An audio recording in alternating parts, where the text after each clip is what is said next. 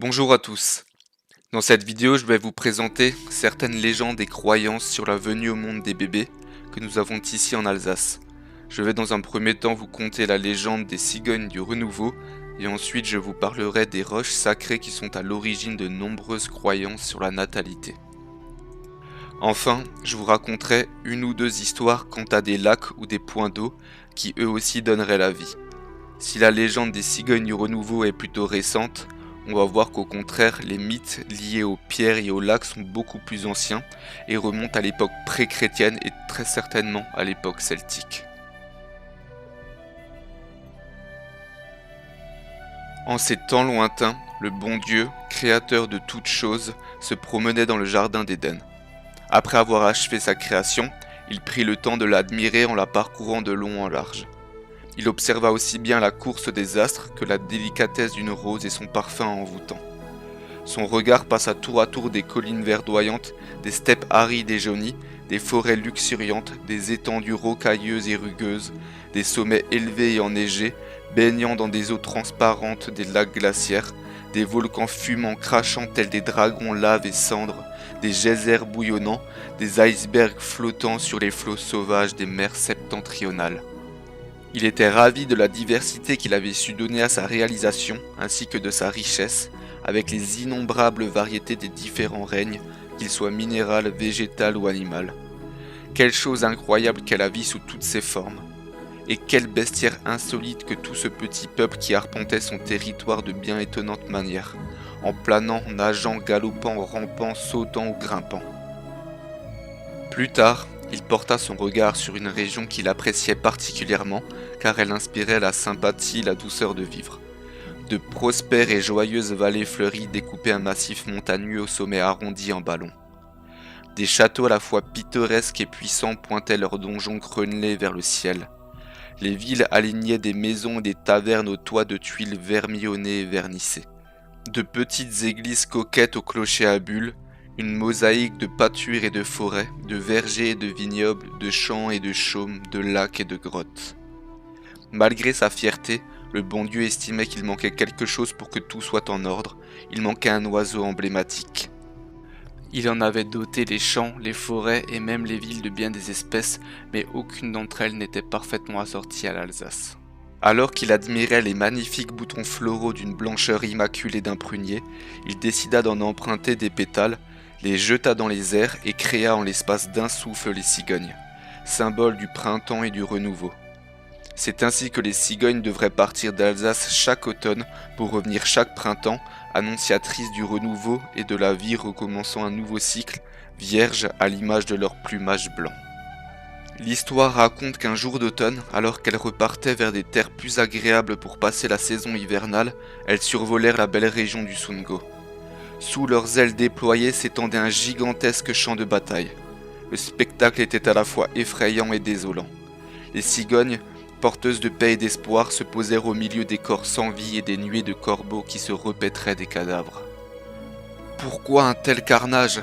demandèrent-elles. « Les petits-fils de Charlemagne, Lothaire, Pépin, Louis, ils se sont querellés pour l'héritage de leur père et sans pitié se sont entretués, » répondirent les corbeaux. Cette révélation était insoutenable pour les cigognes et leur sens inné de la famille, de la piété et de la tendresse. Elles décidèrent donc d'agir au plus vite et pour cela elles allèrent rencontrer le Créateur afin qu'il intervienne. Elles lui expliquèrent leur volonté de teindre leurs ailes en noir en symbole de deuil, ce à quoi le bon Dieu répondit que leur compassion les honorait, mais qu'elles devaient savoir que les humains étaient libres de leurs choix et de leurs actes et qu'il n'appartenait qu'à eux de décider de quelle attitude adopter en cas de litige. La responsabilité de tous ces morts n'était pas la faute des cigognes. Il n'était donc pas nécessaire de se teindre à l'intégralité des ailes. Quelques plumes suffiront, car elles doivent continuer à représenter l'espoir et la vie. C'est ainsi que les cigognes se parèrent en partie de noir. La légende raconte aussi qu'elles allèrent ensuite cueillir les âmes des trépassés destinés aux futurs bébés. C'est de cette manière que naturellement les cigognes commencèrent à porter dans des paniers d'osier ou des châles les nouveau-nés à leurs futurs parents. Voilà donc comment les familles recevaient des cigognes les bébés en Alsace, alors que dans le reste de la France, les pauvres naissaient encore dans des choux. On dit aussi que suite à cela, les enfants désireux d'avoir un petit frère ou une petite sœur laissaient des sucreries sur le bord de fenêtres pour attirer les cigognes. Quoi qu'il en soit, cette légende ne serait apparue qu'aux alentours de 1870 et tout porte à croire qu'avant les cigognes, en Alsace, les bébés étaient trouvés dans les creux de certaines roches, de sources d'eau ou de lacs. Il existe en Alsace une multitude quasiment innombrable de pierres sacrées. On leur attribue différentes vertus, même si la plupart d'entre elles sont connues pour leurs bienfaits curatifs, mais ça c'est un autre sujet que j'aborderai dans une autre vidéo. On prête à certaines pierres des pouvoirs qui favoriseraient la fécondité chez les jeunes femmes, ou même le pouvoir de concevoir directement un enfant qui naîtrait de la roche elle-même. Alfred Pfleger parle de cette croyance de l'ancienne Alsace et énumère un nombre vertigineux de roches auxquelles elle se rattache.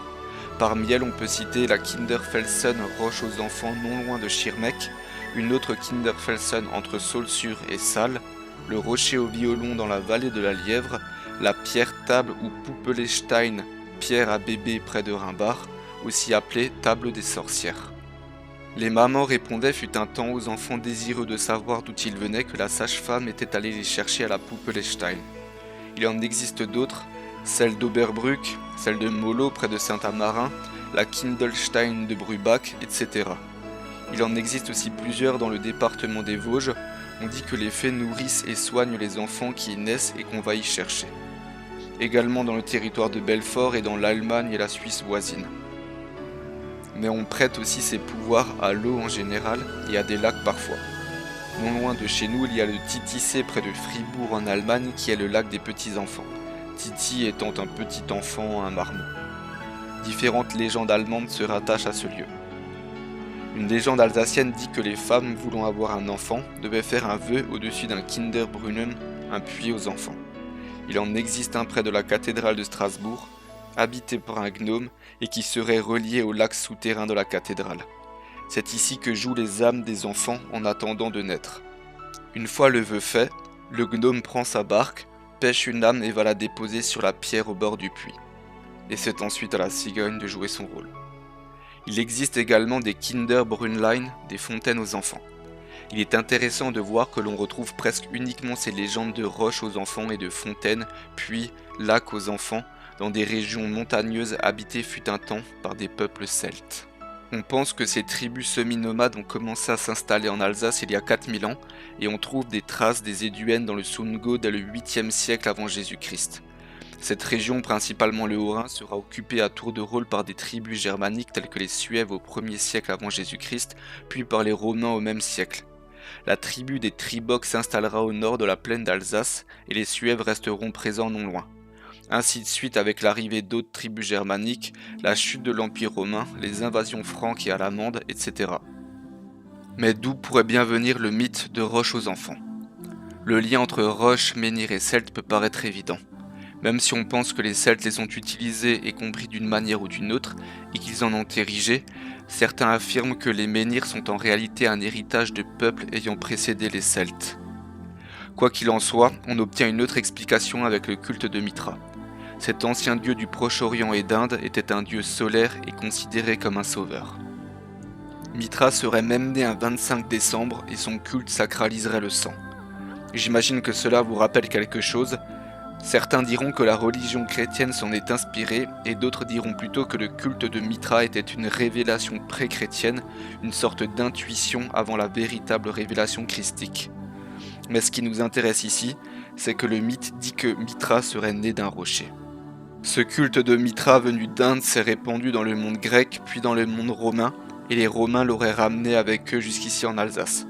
C'est ainsi que cette croyance qui fait naître les enfants au sein des rochers, des fontaines ou au bord des eaux serait arrivée jusqu'à nous. En revanche, rien ne nous permet de penser que les peuples celtes n'avaient pas déjà des croyances similaires. En effet, on sait que ces peuples ont beaucoup voyagé et échangé et qu'ils ont notamment été présents en Inde, ils auraient donc pu ramener eux-mêmes ces croyances. On ne peut donc dire avec certitude de qui, quand et où viennent ces croyances. Peut-être ont-elles des origines bien différentes. Quoi qu'il en soit, elles ont perduré jusqu'à nos jours et il nous est toujours possible d'aller visiter ces lieux empreints d'histoire disséminés dans toute l'Alsace. C'est la fin de cette vidéo, merci à tous et à bientôt pour une nouvelle légende alsacienne.